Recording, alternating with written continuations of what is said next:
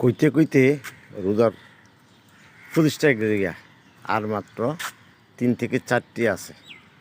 তো বলার অর্থ এইটাই যে আল্লাহ পাক আমাদেরকে দুনিয়াতে সৃষ্টি করছেন।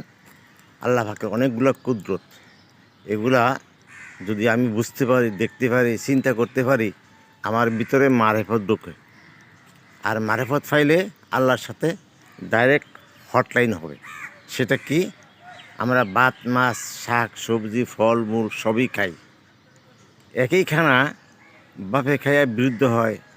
ছেলে খাইলে শিশু থেকে কিশোর হয়, কিশোর থেকে যৌবনপ্রাপ্ত হয়, যৌবনপ্রাপ্ত হইলে ঘর সংসার করে, এরপরে একসময় বিরুদ্ধ হয়ে মারা যায়। তো এটার কারণ কি? এক একটা জিনিস নিয়ে যদি 24 ঘন্টা একটু গবেষণা করেন, যদি পুঙ্খানুপুঙ্খানুরূপে চিন্তা করেন, তাহলে আপনার ভিতরে মারেফত ঢুকবে। মারেফত হলো ওই জিনিস, আল্লাহ পাক যে জিনিস আপনার জন্য আমার জন্য নির্ধারিত করছে, ওইটাকে আমরা কুদরত বলি। আর রাসূলের এটাকে মোজেজা বলি। আল্লাহর ওলিরা যেটা দেখায় ওইটাকে কেরামতি বলি। এই যে জিনিসগুলা, এগুলা ভাবতে হবে। এই জন্য আমি কেন দুনিয়াতে হাইলাম, আর কেন দুনিয়া থেকে চলে যাবে, অসুখ কিভাবে হয়, অসুখ কেন মানুষ মারা যায়, কী কারণে অসুখ হয়, এক একটা প্রশ্নের উত্তর 24 ঘন্টা সময় লাগবে আমাদের আপনাদের সাধারণ মানুষের জন্য।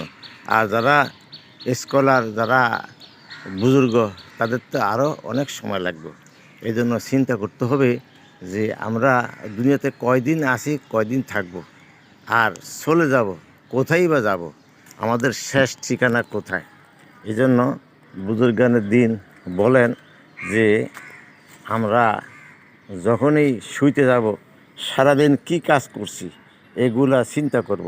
কয়টা ভালো কাজ, কয়টা খারাপ কাজ, কয়টা আল্লাহর পছন্দনীয়, কয় কাজ আল্লাহর অপছন্দনীয়।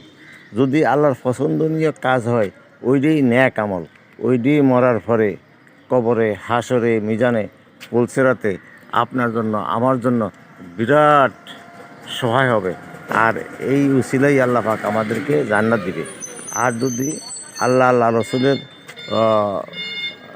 চাহিদা অনুযায়ী কাজগুলো করতে না পারি, তাহলে ওই কাজটা আমার জন্য জাহান্নামের কারণ হবে। এই জন্য সবসময় ভাবতে হবে যে আমি আল্লাহ যে কাজগুলো চাইছে ওগুলো করব, যেগুলো নিষেধ করছে ওগুলো থেকে বিরত থাকব। আর রাসূল সাল্লাল্লাহু আলাইহি সাল্লাম যে কাজগুলো করছেন, সাহাবীরা যে কাজগুলোর জন্য